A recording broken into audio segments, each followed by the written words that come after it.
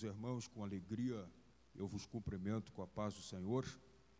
Evangelho segundo Lucas, capítulo 15.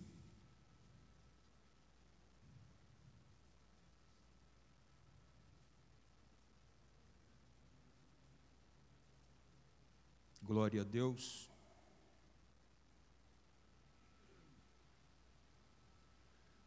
Evangelho segundo Lucas,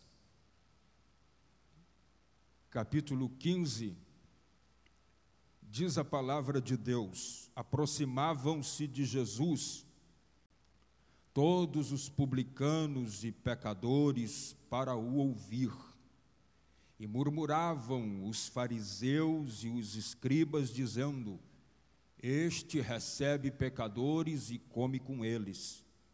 Então lhes propôs Jesus esta parábola: qual dentre vós é o homem que, possuindo 100 ovelhas e perdendo uma delas, não deixa no deserto as 99 e vai em busca da que se perdeu até encontrá-la?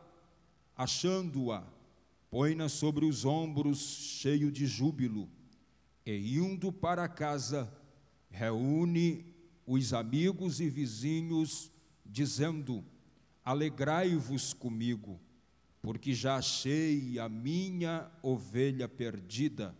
Digo-vos que assim haverá maior júbilo no céu por um pecador que se arrepende, do que por 99 justos que não necessitam de arrependimento. Ou qual é a mulher que, tendo 10 dracmas, se perdeu uma, não acende a candeia, varre a casa e a procura diligentemente até encontrá-la? E tendo achado, reúne as amigas e vizinhas, dizendo: alegrai-vos comigo, porque achei a dracma que eu tinha perdido. Eu vos afirmo que de igual modo há júbilo diante dos anjos de Deus por um pecador que se arrepende. Continuou: certo homem tinha 2 filhos. O mais moço deles disse ao pai: pai, dá-me a parte dos bens que me cabe. E ele lhes repartiu os haveres. Passado não muitos dias, o filho mais moço, ajuntando tudo o que era seu, partiu para uma terra distante e lá dissipou todos os seus bens, vivendo dissolutamente. Depois de ter consumido tudo, sobreveio àquele país uma grande fome, e ele começou a passar necessidade. Então ele foi e se agregou a um dos cidadãos daquela terra, e este o mandou para os seus campos a guardar os porcos. Ali desejava ele fartar-se das alfarrobas que os porcos comiam, mas ninguém lhe dava nada. Então, caindo em si, disse: quantos trabalhadores de meu pai têm pão com fartura, e eu aqui morro de fome. Levantar-me-ei e irei ter com meu pai, e lhe direi: pai, pequei contra o céu e diante de ti. Já não sou digno de ser chamado teu filho. Trata-me como um dos teus trabalhadores.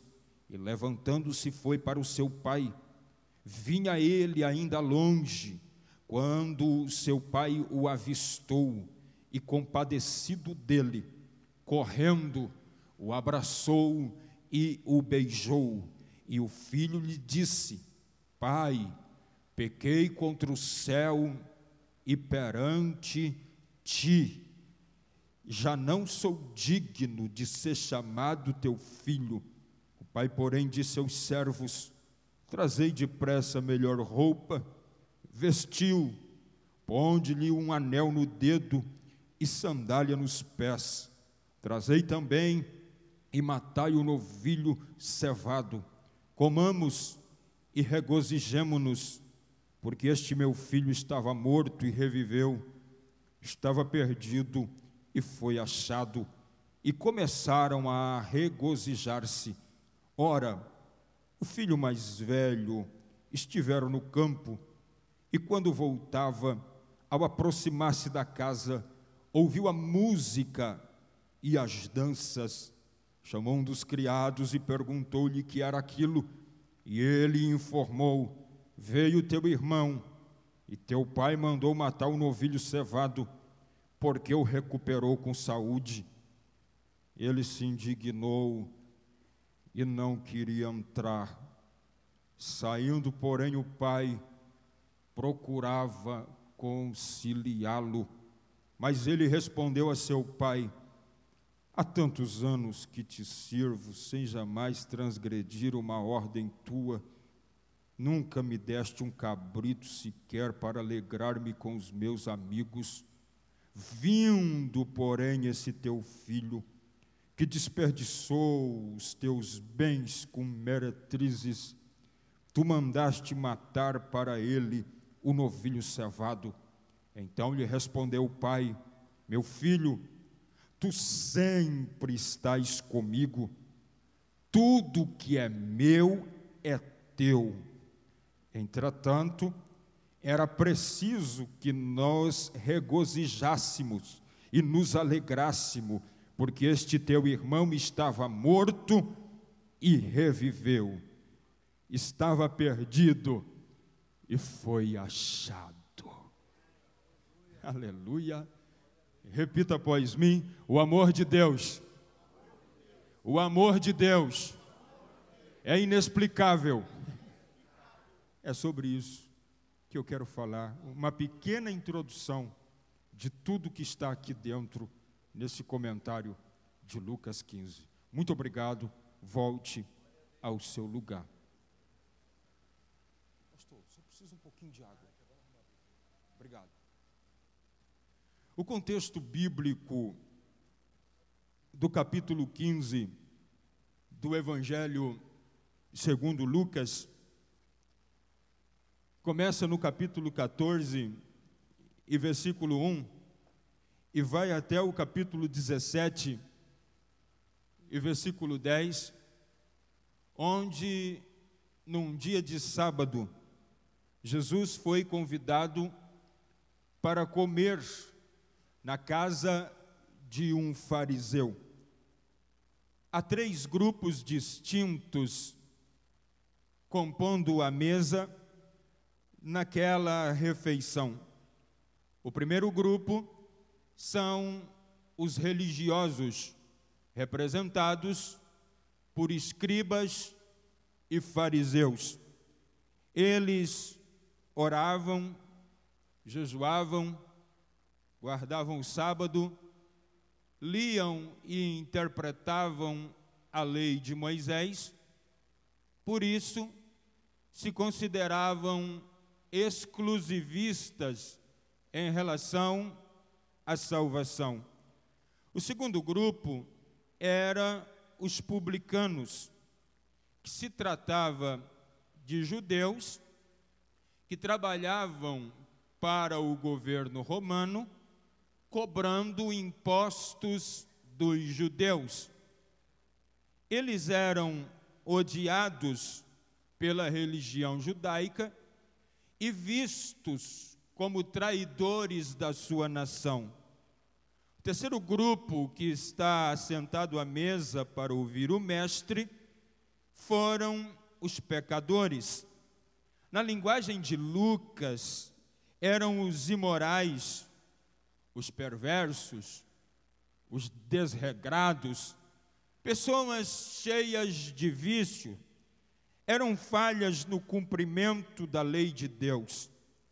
Para a religião judaica, tanto publicanos quanto pecadores eram tidos como lixo social e estavam perdidos para sempre. Eis a razão do porquê, quando os mestres da lei e os fariseus viram Jesus comer também com eles, eles começaram a criticar. É imprescindível entender o significado da comunhão à mesa à luz da cultura oriental, visto que nós aqui no Ocidente não carregamos nenhum tipo de significado em comer com uma pessoa. O escritor Joaquim Jeremias, ele diz que até hoje, convidar um homem no Oriente para uma refeição é uma honra, uma oferta de paz, de confiança, de fraternidade e de perdão. Então, ao comer com publicanos e pecadores, Jesus está dando boas-vindas a essas pessoas ao Evangelho. Jesus está oferecendo o seu perdão, sua amizade, seu carinho e sua devoção.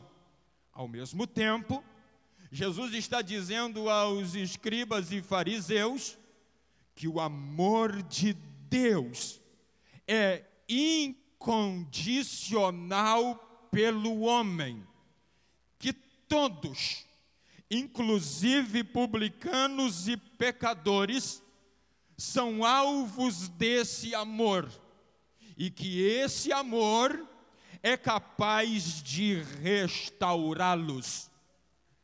A fim de demonstrar, com imagens vívidas, o amor restaurador de Deus pelo homem, Jesus se utiliza de uma parábola composta por 4 figuras. Lucas 15 não são 3 parábolas ou 4 parábolas, é apenas uma parábola, porque o versículo 3 diz: e ele lhes propôs esta parábola. Está no singular, se tratando apenas de uma, e não no plural. A narrativa é uma parábola composta por 4 figuras. A figura da ovelha que se perdeu, a figura da dracma que foi perdida, a figura do filho perdido fora de casa e a figura do filho perdido dentro de casa. Herbert Luecker, ele diz que não há interrupção nos versículos, uma figura flui para dentro da outra. Em cada uma destas figuras, ela realça o pensamento central do capítulo, o amor de Deus restaurando, curando, achando, devolvendo ao indivíduo aquilo que ele perdeu, de modo que as 3 palavras-chave deste capítulo são perdido, achado e alegria, porque a proposta de Jesus é dizer a todos nós que o amor de Deus é inexplicável, incondicional e capaz de restaurar o homem, independente do buraco em que ele caiu. Esse amor levanta o homem outra vez. E naquele célebre sábado, Jesus abre a boca, pastor Marcos Tobler, e diz assim: qual de vós é o homem que, tendo 100 ovelhas, Jesus se reporta na primeira figura a vida no campo, a fim de ilustrar a sua mensagem. Ao dirigir a pergunta ao auditório, Jesus está fazendo menção de uma profissão desprezada na época, que era cuidar de ovelhas. Contudo, um homem que tivesse 100 ovelhas, ele era considerado rico e abastado, porque na época da tosquia, a extração da lã lhe dava um lucro compensador. Jesus diz: qual de vós é o homem que, tendo 100 ovelhas e perder uma Como explicar isto? No meio de 100, o pastor sente falta de uma. João capítulo 10, versículos 3 e 4, elucida o costume da época, onde o pastor, no final de cada dia, ele contava uma a uma, e cada ovelha tinha um nome próprio, e Jesus diz que as ovelhas ouvem a sua voz, porque elas conhecem a sua voz.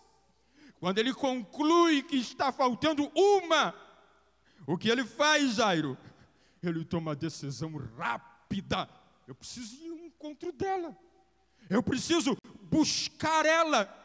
E ele deixa as 99 no campo, vai em busca da perdida até encontrá-la. Por que ele não espera a ovelha voltar? Porque a ovelha, quando se perde, ela não tem consciência do caminho da volta. Ela fica desesperada. Quanto mais ela tenta voltar, mais ela se expõe ao predador. Mas o pastor vai ao encontro dela. E quando encontra ela, interessante é que ele não repreende ela, não chama ela de ovelha ruim, de ovelha rebelde, não. Também não tira o chicote e bate nela, não. Ele simplesmente é tomado por uma alegria indizível. Ele se abaixa, pega a ovelha e diz: tu és minha ovelha.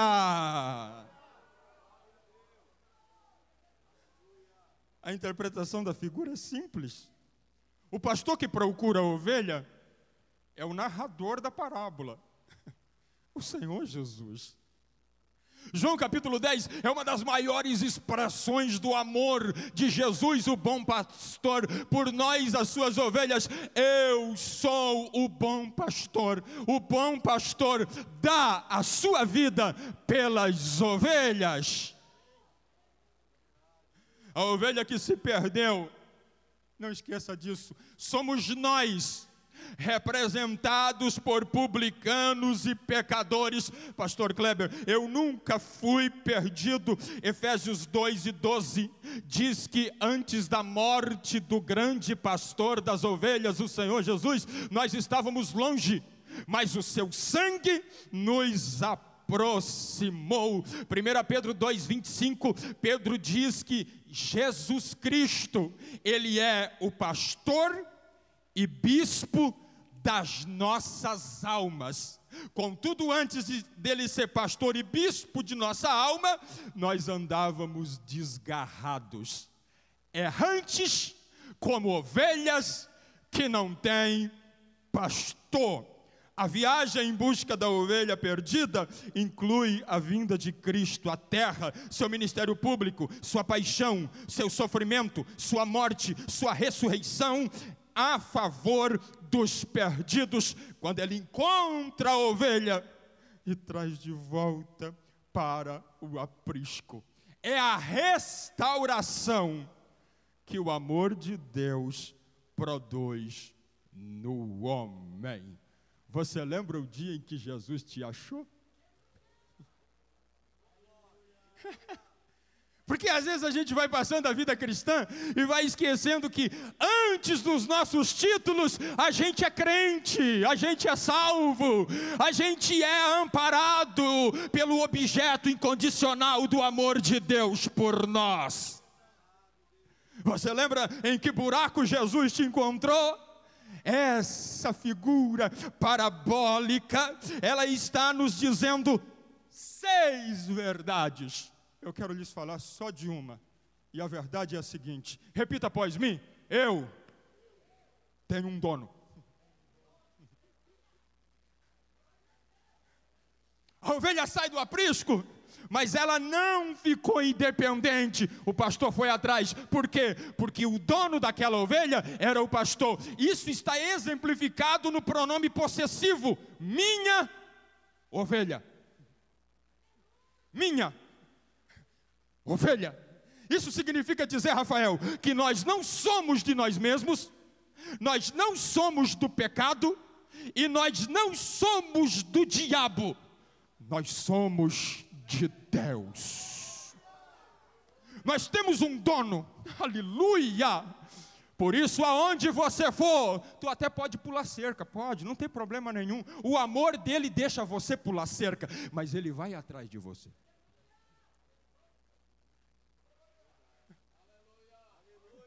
Ele não vai me xingar quando me encontrar, não, ele não vai te xingar, porque quem xinga o homem é o pecado, quem xinga o homem é Satanás. Quando ele te encontrar, ele vai se abaixar, vai pegar você no colo e vai dizer: eu coloquei a minha imagem em você, o meu filho morreu por você, e eu voltarei por você.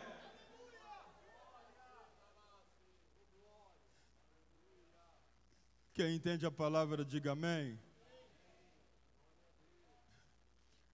Quando Jesus passa para a segunda figura, Jesus traz outra lição do amor de Deus, obreiros.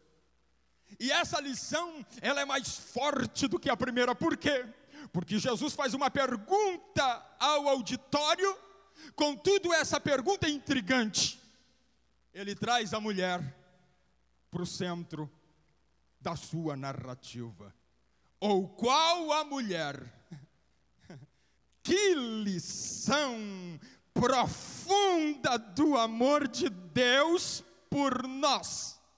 Primeiro, Jesus está dizendo aos escribas e fariseus que o amor de Deus não faz acepção de pessoas. Até hoje, no contexto oriental, a mulher é vista como um ser inferior ao homem. Por isso ela não ocupa nenhuma posição de destaque no judaísmo. Quando Jesus traz a mulher para o centro da sua narrativa, ele está dizendo, diante dos olhares de Deus, homem e mulher é a mesma coisa. Ou qual a mulher que, possuindo 10 dracmas, a expressão 10 dracmas, Jesus está se referindo a uma moça na Palestina que é noiva ou casada. O noivado na Bíblia tem o mesmo valor do casamento, por isso que às vezes a moça noiva na Bíblia é chamada de esposa. O escritor Campbell Morgan afirma que as mulheres daquela época muitas vezes usavam acima das sobrancelhas uma tiara. Percebam, a mulher ocidental usa tiara aqui. E não tem nenhum enfeite nessa tiara que traga algum significado espiritual. A tiara para a mulher é apenas um enfeite, um adorno. Sim ou não, mulheres? Mas para a mulher oriental que usava o semede, a tiara que era usada acima das sobrancelhas, ela tinha um valor sentimental. Por quê? Porque essa tiara chamada semede era feita de moedas, chamada dracma. E o semede era composto por 10 moedas gregas, chamada dracma. Quem me entendeu, diga amém. Quando acontecia a cerimônia de noivado, o noivo dava para a noiva como parte do dote e também como penhor de casamento uma tiara chamada semede, composta por 10 moedas gregas identificadas no texto como dracma. O noivado durava aproximadamente 1 ano. Contudo, antes do casamento, o noivo chegava para a noiva para ver a tiara. Ele queria saber se as 10 dracmas estavam ali. Se ela foi uma moça diligente, cuidada. Se aquele dote ela cuidou como parte de seus sentimentos. Se estivesse tudo legal, o casamento iria acontecer. Se faltasse uma dracma, ele poderia, à luz da cultura, anular o casamento e a moça ser tangida como uma mulher irresponsável. Quando ela perde a dracma, ela está perdendo o casamento. Quando ela perde a dracma, ela está perdendo a oportunidade de ser diligente, honesta, sincera e cuidadosa. Contudo, não obstante a perda, o texto diz que a noiva sabia onde tinha perdido. Dentro de casa. Ela começa a fazer aquelas análises que a gente faz quando perde uma coisa, né? E aí fica pensando, aonde é que eu perdi? Ela disse, eu fui no mercado, não perdi lá. Eu fui na vizinha, não perdi lá. Eu fui no campo, não perdi lá. Não, eu perdi aqui dentro de casa, eu não saí de casa. Está aqui! Aí o que ela faz? Ela acende a lamparina, ela ilumina a casa, ela pega a vassoura feita de folha de tâmara e começa a varrer a casa, e vai varrendo diligentemente em todos os cantos, mas o seu olhar e a sua audição estão aguçados, porque ela presta atenção para ver se tem algum reflexo da moeda, ou algum tilitar da moeda, porque ela sabe que perdeu a moeda dentro de casa. Quando ela encontra, ela se abaixa, pega a moedinha, que para nós vale 50 centavos, e diz assim, eu sou obrigado a chamar a comunidade para se alegrar comigo. Eu sou obrigado a contar isso para todo mundo. Eu já achei a minha dracma perdida. A mulher, segundo o escritor Campbell Morgan, representa cada cristão individualmente, que como noiva espera o dia do casamento, que acontecerá após o arrebatamento e o tribunal de Cristo, em um evento chamado as bodas do Cordeiro. A tiara, composta por 10 dracmas, simboliza os elos do nosso compromisso com o noivo Jesus, porque o número 10 na cultura judaica é símbolo de algo pleno, completo e total. Em outras palavras, Jesus está dizendo, eu quero um relacionamento contigo pleno, total, íntegro. Eu quero me relacionar com você sem reserva, porque santificação na vida do cristão não é opção, santificação é mandamento. Sede santo, porque eu sou santo. Sede santo em toda a vossa maneira de viver. Espírito, alma e corpo sejam plenamente conservados em santidade até a vinda de nosso Senhor e Salvador Jesus Cristo. Essa mulher representa eu e representa você. A tiara com as 10 dracmas representa os elos do nosso compromisso com Ele. O óleo e o fogo que acende a lamparina e ilumina a casa é a presença do Espírito Santo na igreja. A sujeira que esconde a dracma perdida são os nossos pecados, as quais nos afastam de Cristo. Isto significa dizer que toda casa tem uma sujeirinha, e toda casa precisa da iluminação do Espírito de Deus para aparecer a sujeira. Em último lugar, a vassoura que limpa a sujeira da casa e encontra a dracma é a palavra de Deus produzindo santificação na nossa vida. Quem entendeu, diga amém. Aí vai doer agora um pouquinho, tá, pastor Marcos? O grande problema é que a gente pega a vassoura para varrer a casa dos outros. O grande problema é que a gente tem uma capacidade enorme de olhar para a tiara dos outros e dizer, está faltando. Olhar para a casa dos outros e dizer, tem sujeira. Ei, na nossa casa também tem sujeira.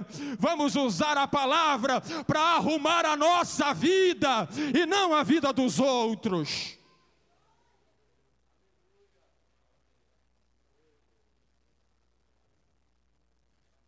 Quem pode glorificar ao Senhor esta noite? Já vou passar para a terceira figura, mas eu preciso dizer uma coisa, o noivo está voltando, tá? Como é que está a Tiara aí? Como é que está o Semede? Como é que estão os níveis de compromisso com Ele? É em parte? É pleno? Como é que está? Pastor, eu estou lutando. Então receba o Espírito de Deus com poder esta noite na sua vida e receba a graça para servi-lo melhor. Na terceira figura, Jesus se volta às famílias. Um pai que tinha 2 filhos. O pai dessa figura parabólica, para a gente começar a encerrar, representa Deus. Aleluia. O filho que abandonou a casa do pai e se perdeu, são publicanos e pecadores. Também representa os cristãos que se afastam da igreja e de Jesus. A terra distante para onde o moço foi morar, representa o mundo, porque o mundo dentro do homem o afasta de Deus. A herança perdida são os talentos que Deus nos emprestou, gastados no mundo. O moço cuidando de porcos, Melque, é a humilhação que o pecado produz na vida do homem. A volta do filho ao lar paterno é a maior prova de que Deus restaura o que foi perdido. A festa de restauração que o pai deu ao filho é o inexplicável amor de Deus por nós. O filho mais novo chega para o pai e diz assim: não quero mais morar aqui. Quero ir embora. Nenhum filho, à luz da cultura oriental, faria um pedido desse. Por que, pastor Kleber? Porque a herança era dividida entre os filhos após a morte do pai. Quando ele chega para o pai, Ângelo, e diz assim: dai-me a parte que me pertence, ele está tratando o pai como se o pai estivesse morto. Ou ele está dizendo assim: para mim, o senhor já morreu, eu quero ir embora, eu não quero ficar mais aqui. Interessante é que o pai respeita, né?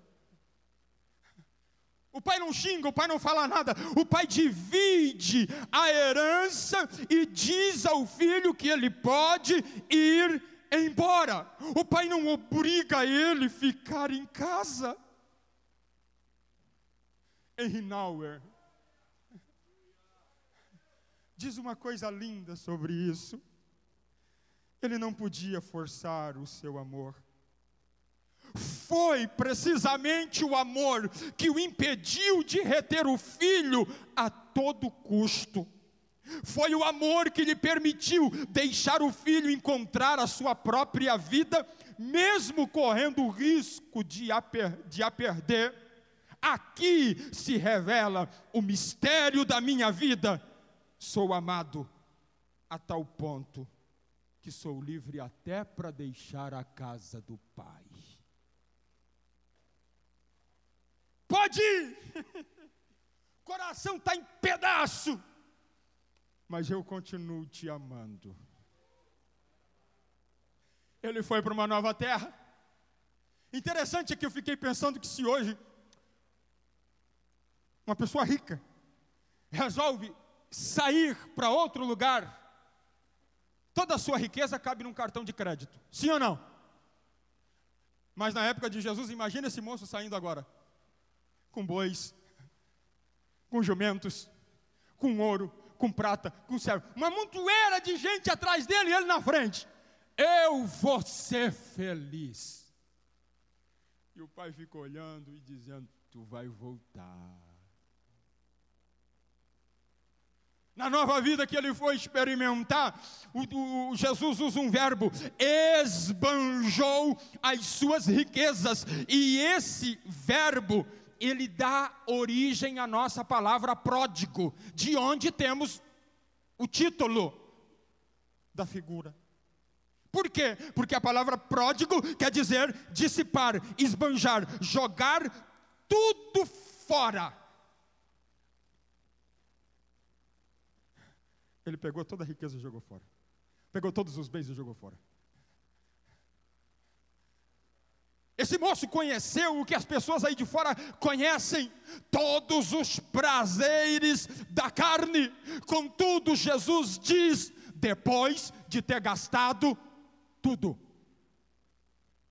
Sabe o que Jesus está nos dizendo aqui, nos alertando? Nessa vida tudo se acaba. Nada é eterno. Até a própria vida biológica se acaba. Mas quando ela se acaba, o pó volta ao pó. Ali começa a verdadeira vida que nos espera. Ele joga tudo fora. E diz, então, eu preciso fazer uma coisa. Preciso arrumar emprego. E quando ele vai arrumar emprego, há um verbo ali. Houve naquela terra uma grande fome. O verbo haver está dizendo que era algo incomum. Na terra onde ele foi morar não tinha fome. Mas depois que ele foi morar lá, ocorreu uma grande fome. E ele precisava achar emprego. Numa terra que tem pão já é difícil achar emprego. Quem dirá numa terra que tem fome? Sabe o que Jesus está nos dizendo? Ter fome da sua presença é o primeiro reflexo de quem sai de dentro da casa do Pai. A igreja ainda é a padaria celestial do nosso Pai. Às vezes o pão não sai tão bom, mas tem pão. A igreja ainda é o restaurante de Jeová. Às vezes a comida não sai tão boa, mas ainda tem comida. Mas tem dia que o pão é quente, tem dia que a gastronomia é impecável. Ainda tem pão, ainda tem comida na casa do Pai. Aleluia! Aonde que ele encontrou emprego? Cuidar de porcos, pastor Nelson. Quando os escribas e fariseus ouviram isso, provavelmente eles colocaram a mão no ouvido, porque não existia humilhação maior para um homem no século I do que cuidar de porco. O único lugar que ele conseguiu um emprego foi cuidar de porco. Só que ele estava com muita fome. E aí o porco está comendo uma bolota, e eu explico em detalhes o que vem a ser essa bolota. E ele disse assim, eu preciso comer. Mas essa bolota eu também não posso comer, porque essa bolota é de porco. E aí foi a primeira vez na Bíblia, e a única, que a miséria mexeu com a razão. Eu vou repetir. Esta foi a primeira vez e a única na Bíblia em que a miséria mexeu com a razão de um homem. Olhando para os porcos, ele lembra da casa do Pai.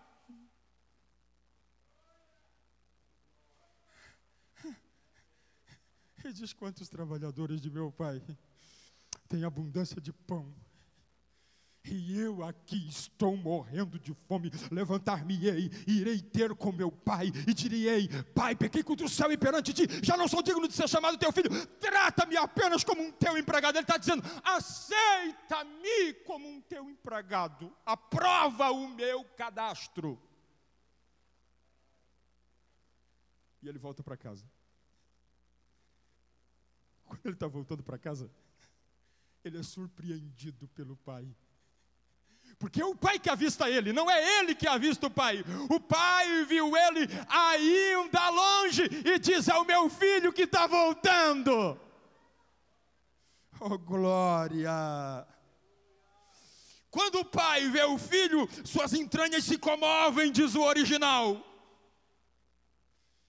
Aleluia! Aleluia! E ele faz uma coisa que nenhum homem do século I seria capaz de fazer. O que, pastor? Homem idoso não corria. Ele sai correndo. É o meu filho! Quem corria era a criança. Um homem idoso correndo era ele se expor à desonra pública, ao vexame. Mas ele corre exatamente para quê? Para abraçar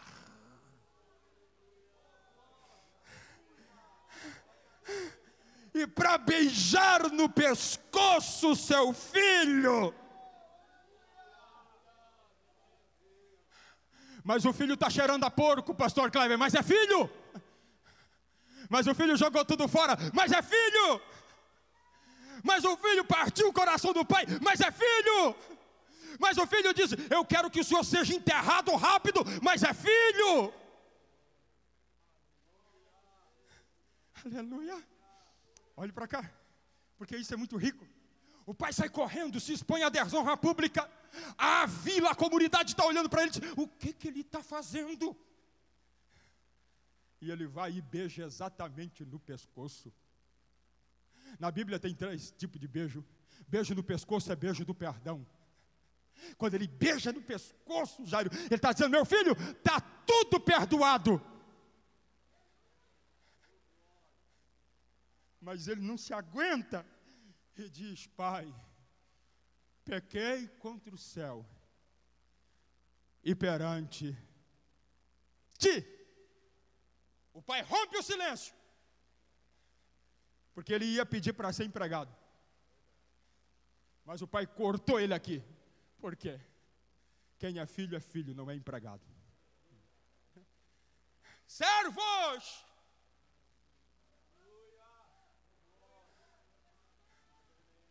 Traz o melhor look que tem lá. Interessante, ele não mandou trazer roupa, mandou trazer a melhor. Traz o melhor look que tem lá. O que é isso, pastor? A salvação em Cristo é simbolizada a vestes novas. Isaías 61:10, o nosso Deus nos vestiu de vestes de salvação. Efésios 4:24, Paulo diz que nós somos vestidos do novo homem. Traga roupa nova e veste ele. Traz anel também. Coloca anel no dedo dele, porque anel é símbolo de autoridade, de aliança. Hoje nós estamos fazendo uma aliança outra vez. O meu coração está se unindo ao coração dele, o coração dele está se unindo ao meu coração. E ele recebe toda a autoridade que ele tinha antes, porque ele é filho. Deixa-me dizer algo profético ao teu coração essa noite. Deus te trouxe aqui para fazer alianças contigo. Você quebrou a aliança com Deus lá atrás, você tratou Deus como se ele estivesse morto, mas o amor dele não desistiu de você, e ele te arrancou de casa hoje e trouxe você aqui. Por quê? Porque ele quer devolver a autoridade que você perdeu, ele quer devolver a posição de filho que você perdeu. Quem sente a presença de Deus essa noite? Uricalassuri mi calachuri mi canto romanacai. Traz sandália para os pés. Sabe quem é que andava descalço? Escravo. Traz sandália para os pés, porque ele é filho. Aleluia. Quando os servos estão indo, parece que eles estão virando as costas. Melhor roupa, anel e sandália nos pés. O pai diz, não esqueça daquele novilho que a gente está tratando ele faz tempo. Novilho cevado significa isso, novilho tratado, cuidado, para uma ocasião especial.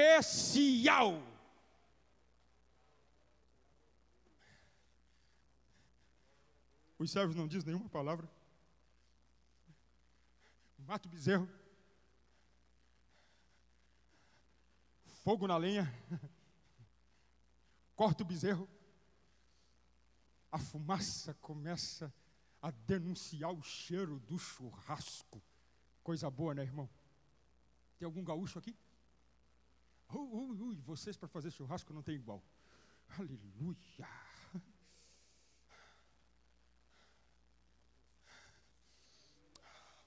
Cada hora o filho chega. Um novo look, anel no dedo, sandália nos pés, música na caixa. Você não deu glória a Deus, não tem problema. Aleluia.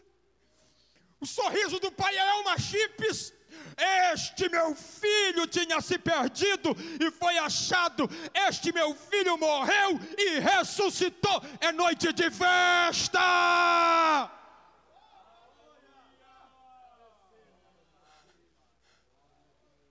No versículo 11, no versículo 12, ele pede a herança antes do tempo e trata o pai como se o pai estivesse. Mas quem é que morreu? Ele que morreu. O pai disse, ele estava morto e ressuscitou. Quando a gente sai da casa do pai, quem morre é a gente, quem perde é a gente.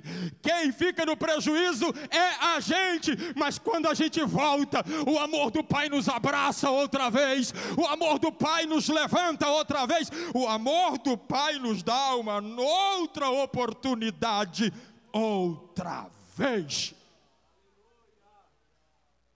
A festa de restauração para você essa noite.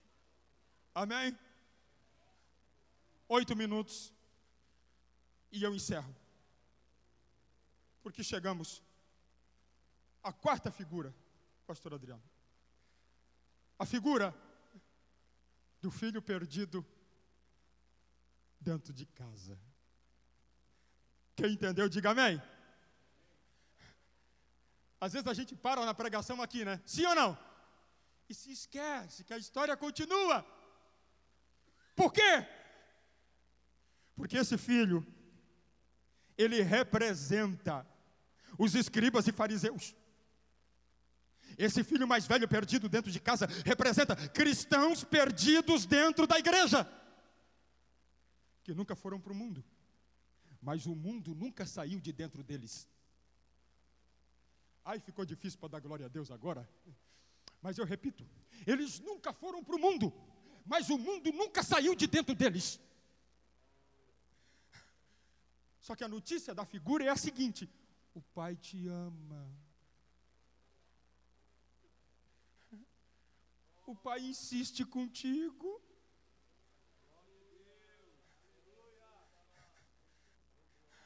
Quem pode levantar a mão? Deixa eu quebrar o costume. Quem pode levantar a mão e glorificar o Senhor essa noite? Eu sinto tanta presença de Deus essa noite. Aleluia, aleluia. Olhe para cá, 6 minutos e a gente encerra. Só que o relacionamento do filho mais velho com o pai estava desgastado. Porque o versículo 12 diz que o pai dividiu a herança entre eles. Isto é, quando o filho mais novo chegou para o pai e disse, eu não quero mais morar aqui, o que era para o filho mais velho fazer, como primogênito? À luz da cultura, chegar para o filho mais novo e dizer assim para o irmão mais novo, cara, vamos ficar aqui, a casa do pai é boa, você vai se dar mal lá fora. Não faz isso. O que ele faz? Ele cultiva silêncio profundo, porque assim como seu irmão, ele também tratava o pai como se o pai estivesse morto. O versículo 12 diz que o pai divide a herança. O filho mais novo vai e mostra quem ele é. O filho mais novo fica, mas a máscara fica. A figura parabólica poderia começar assim: certo homem tinha 2 filhos, ambos estavam perdidos, precisavam ser achados, ambos estavam mortos e precisavam ser ressuscitados. Quando ele chega em casa, barulho de música, dança, a vila inteira na sua casa, a fumaça denuncia que tem churrasco. As crianças estão correndo na frente da casa. Ele diz assim, meu Deus, o que está acontecendo aqui? Quem que foi? Quem casou? Quem casou que não me convidou? Quem está de aniversário que não me convidou? Não é festa da Páscoa, não é festa de Pentecostes, não é festa das semanas. O que está acontecendo na minha casa? Quem entendeu, diga amém. A festa incomodou ele. O problema de quando o mundo não sai de dentro da gente é que às vezes as coisas na igreja incomodam a gente. O homem natural não compreende as coisas do Espírito, porque as coisas do Espírito lhe parecem loucura. Mas para o homem espiritual, as coisas do Espírito são do Espírito e eles discernem bem todas as coisas. Oh, glória! Ele chamou um garoto daquele que está ali na frente e disse assim: o que está acontecendo aqui? Ele disse aqui: rapaz, tu não sabe? Não, eu estava trabalhando até agora. O teu irmão voltou. Ele disse: opa, peraí. O meu irmão voltou. E aí o versículo 26 diz que ele fica perguntando, dando a ideia de uma série de perguntas. Isso significa dizer que ele fica perguntando: ele voltou rico? Ele voltou pobre? Ele voltou limpo? Ele voltou sujo? Ele voltou casado? Ele voltou solteiro? Como é que ele está? Esse rapaz, o teu irmão chegou num estado terrível aqui, cheirando a porco. Teu pai saiu na frente de toda a vila, correu, abraçou, beijou no pescoço, deu roupa nova, colocou anel no dedo, colocou sandália no pé e mandou matar o bezerro cevado.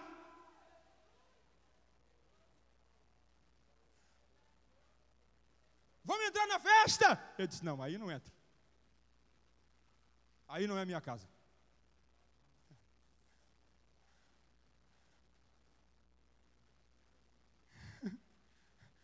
Não sei quem é que foi falar para o pai, mas alguém falou. O filho chegou e não quer entrar.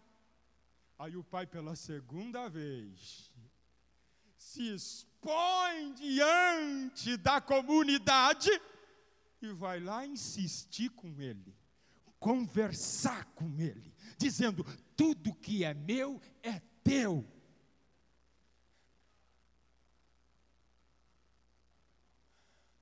Esse rapaz,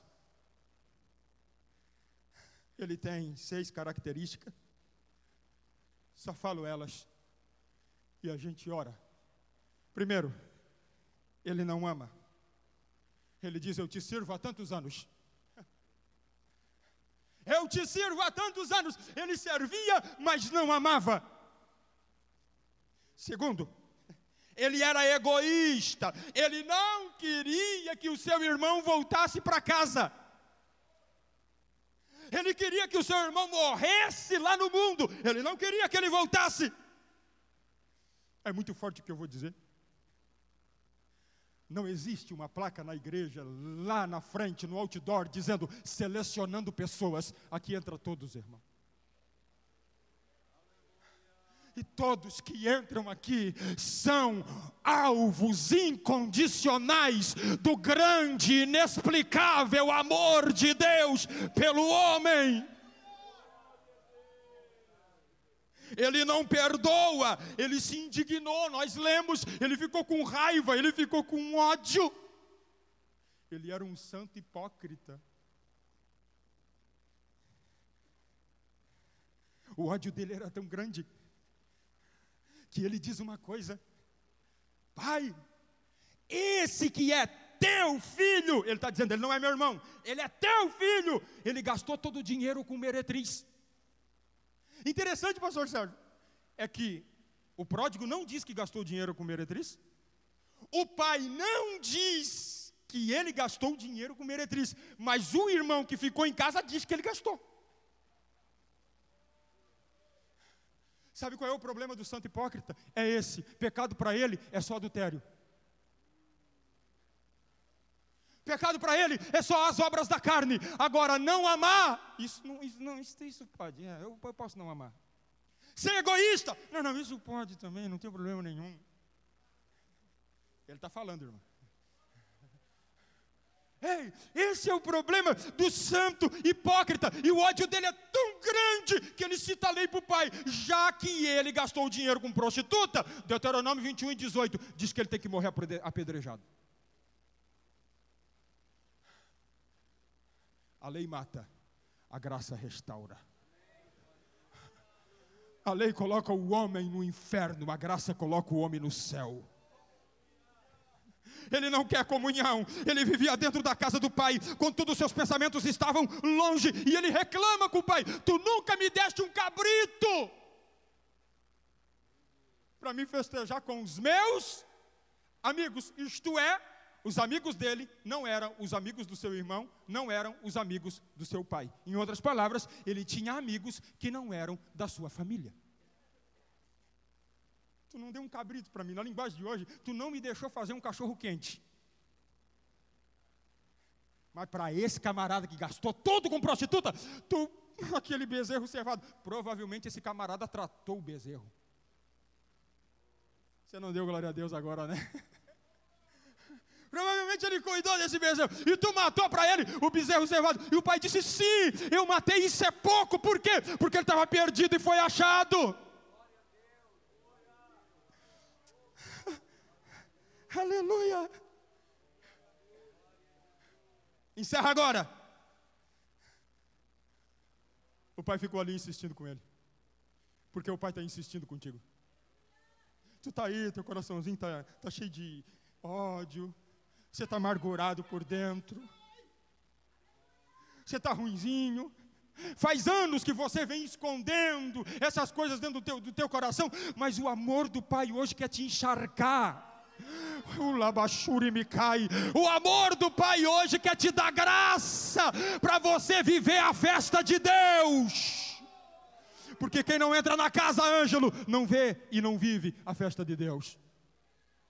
A festa de Deus não está lá fora, pastor Sérgio. A festa de Deus está dentro da casa. O que eu faço? Será que eu entro? Será que não entro? Eu já entrei aqui essa noite. É bom ver alguém entregar sua vida a Cristo, é ótimo, é maravilhoso. Há alegria no céu quando um pecador se arrepende. Mas para mim, quando um distanciado volta, meu irmão, é algo de muita satisfação. Por quê? Porque restaurar um irmão ofendido não é fácil.